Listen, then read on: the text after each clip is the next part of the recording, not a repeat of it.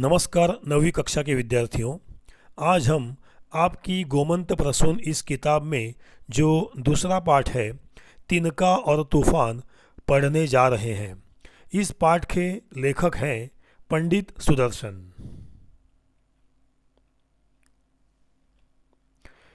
पंडित सुदर्शन जी का परिचय। पंडित सुदर्शन का वास्तविक नाम बद्रीनाथ है। आप हिंदी और उर्दू के मशहूर कहानी लेखक हैं। आपकी हिंदी कहानियाँ सुप्रभात, नगीने, झरोखे आदि अनेक संकलनों में उपलब्ध हैं। आपने कहानियों के अतिरिक्त भागवंती आदि उपन्यास और अंजना, सिकंदर आदि नाटक भी लिखे हैं। ऑनररी मैजिस्ट्रेट आपका प्रहसन है। आपने कुछ कविताएं भी लिखी हैं जो झंकार में संग्रहित है। आपने सिकंदर 1941, कुंवारी या विधवा, धूप छाव 1935 जैसी अनेक फिल्मों की कथाएं और फिल्मों के वार्तालाप लिखे हैं। वार्तालाप यानी संवाद। आपकी भाषा सरल, स्वाभाविक, प्रभावोत्पादक और मुहावरेदार है। हार की जीत आपकी पहली कहानी है और 1920 में सरस्वती में प्रकाशित हुई थी। तो ऐसे ये सुदर्शन जी हिंदी के एक महान लेखक थे।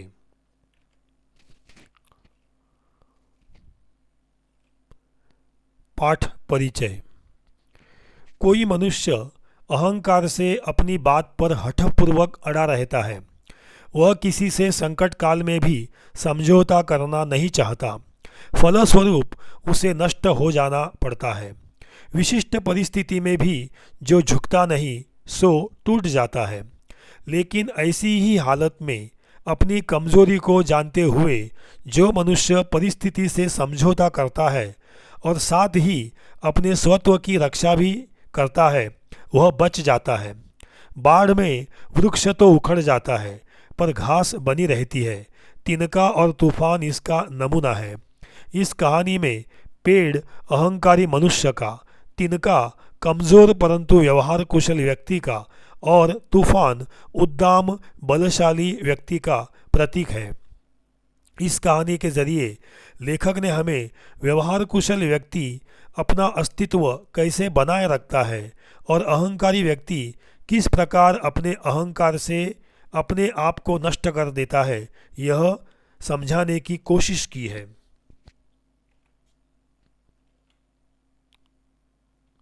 तिनके ने पेड़ से कहा, मैं दूर से तूफान की आवाज़ सुनी है और दूर से उसे इस तरफ आते देखा है और मैं जानता हूँ मैं उसमें गुम होकर रह जाऊँगा।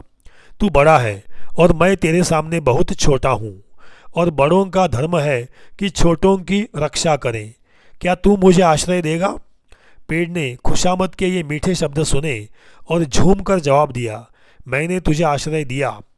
मेरे तन के साथ लिपट जा और निश्चिंत रह। तूफान तुझे जरा भी नुकसान न पहुंचा सकेगा। तिनका पेड़ के साथ लिपट गया और सोचने लगा, अब मैं इतने बड़े और इतने मजबूत पेड़ के साथ में हूँ, अब मुझे तूफान का क्या भय है। और तूफान ने आकर उस बड़े पेड़ को देखा और कहा, जा मेरे सामने से हट जा, या मेरे साथ चल, या मरने को तैयार हो जा। तेरे लिए चौथा कोई रास्ता नहीं है। तिनके ने पेड़ से आश्रय मांगा। आश्रय, सहारा या शरण। उसे तूफान में गुम हो जाने का भय था। गुम हो जाना, खो जाना, गायब हो जाना। किसी औरत का बच्चा मेले में गुम हो गया। तिनके के खुशामद भरे शब्दों से पेड़ खुश हो गया। खुशामद, चापलूसी या अवास्तव स्तुति। तूफान ने कहा पेड़ से कि मेरे सामने से हटो, मेरे साथ चलो या मरने के लिए तैयार रहो। तिनका पेड़ की शरण में जा चुका है।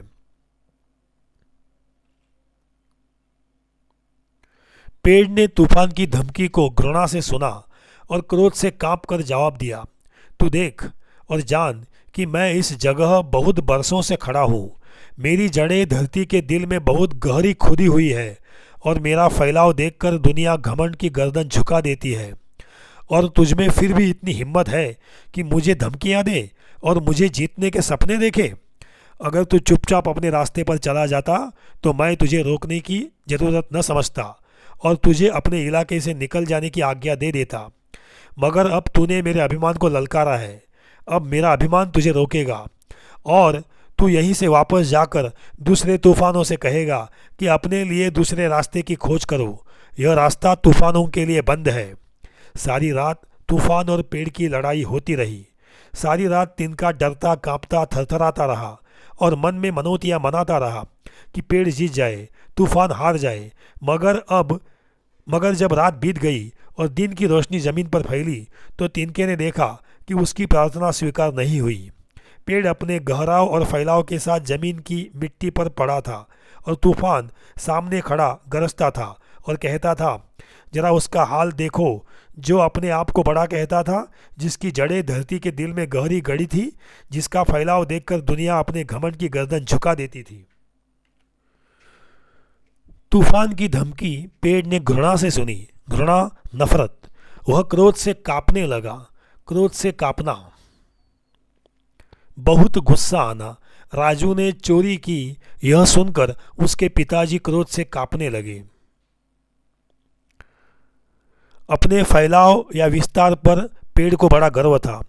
मेरे सामने दुनिया गर्दन झुका देती है, ऐसा वह कहने लगा। गर्दन झुका देना, लज्जित होना। बच्चे की गलती के कारण माँ बाप को गर्दन झुकानी पड़ी। पेड़ के मतानुसार तूफान ने उसके अभिमान को ललकारा है। ललकारना, चुनौती देना। कृष्ण ने नरकासुर को युद्ध के लिए ललकारा। तूफान और पेड़ के झगड़े में कमजोर तिनका जो पेड़ की शरण में आया था, पेड़ के जीतने की मनौतियां मनाने लगा। मनौतियां मनाना, कार्य सिद्धि हेतु पूजा का संकल्प करना। स्वयंवर का प्रण राम ही जीते, इसलिए जानकी मनौतियां मनाने लगी।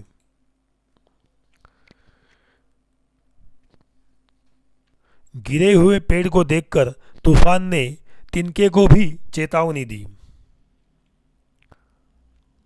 इसके बाद तूफान ने तिनके की तरफ देखा और कहा, तू तिनका है, मैं तूफान हूँ।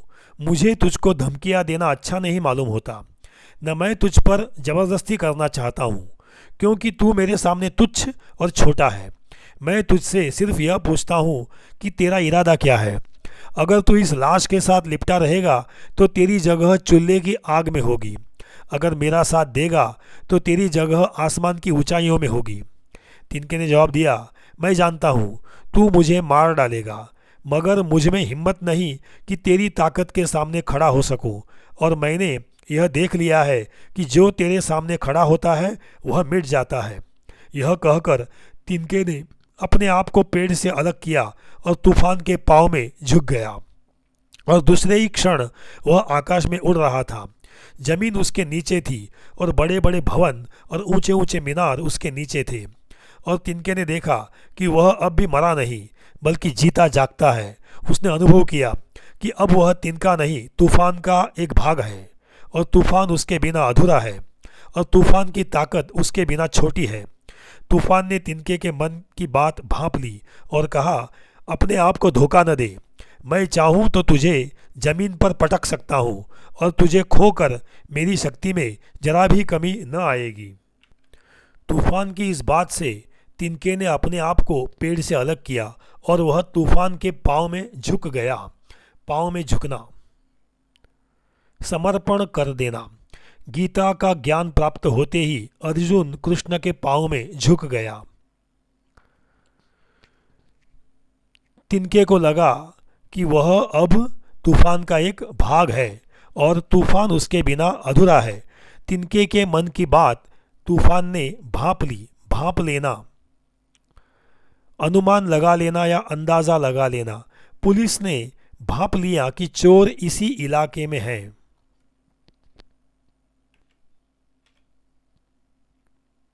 लेकिन अब तिनका अपने आप को समझ चुका था।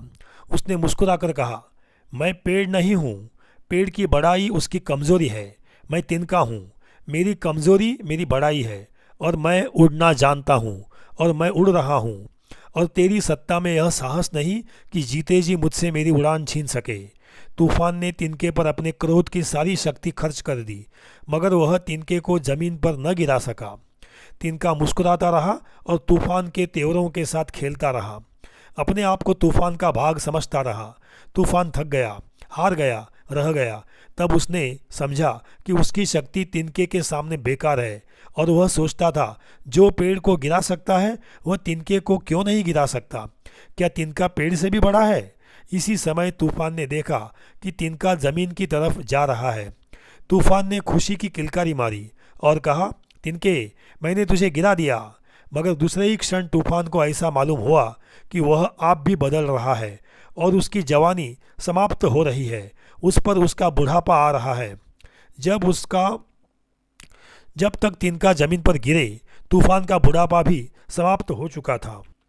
तूफान थक गया, हार गया। उसकी शक्ति अब जब कमज़ोर पड़ने लगी तो वह तिनके को भी ज़मीन पर पटक न सका। इसलिए तिनका तूफान के तेवरों के साथ खेलने लगा। तेवरों के साथ खेलना, गुस्से का उपहास करना, अध्यापकों के तेवरों से खेलना ठीक बात नहीं। तूफान खत्म हो चुका था। उन्मत्त पेड़ को गिराने वाला बलशाली तूफान तिनके के सामने हार गया था। ठीक इसी प्रकार व्यवहार कुशल व्यक्ति संसार में किसी भी बड़े संकट में अपने आप को सुरक्षित रखते हैं। अहंकारी व्यक्ति पेड़ की तरह नष्ट हो जाते हैं। पाठ यहीं खत्म हो गया है। पाठ में जो शब्दार्थ दिए हैं वो हम देखेंगे। आश्रय, सहारा, शरण, खुशामद, चापलूसी, घृणा, नफरत, फैलाव, विस्तार, हिम्मत, साहस, धमकी, अहित की चेतावनी, इलाका, रियासत या क्षेत्र। मुहावरे भी दिए हुए हैं, तो आप पाठ में से मुहावरे देखकर लिख सकते हैं। मैं उम्मीद करता हूँ कि आपको ये पाठ समझ में आया होगा। धन्यवाद।